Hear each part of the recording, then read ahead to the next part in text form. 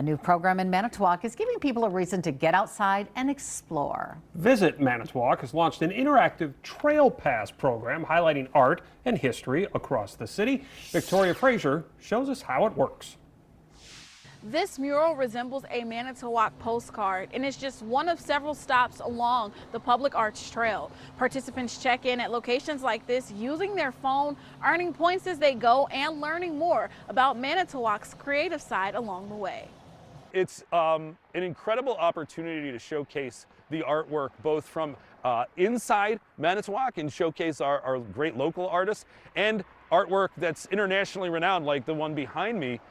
It draws people here to Manitowoc. Visit Manitowoc's new Public Arts and Historic Landmarks Trail Pass program highlights unique pieces of art and the rich history of the city. The self-guided tour is free and tourists can follow along the trail right on their cell phones.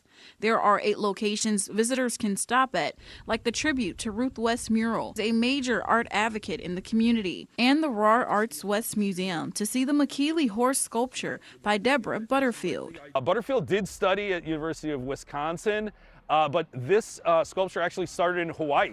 It was sculpted in Hawaii, then made its way to Montana, where Butterfield lives, then to Washington State, and then ended up in New York State for about 25 years before we acquired it.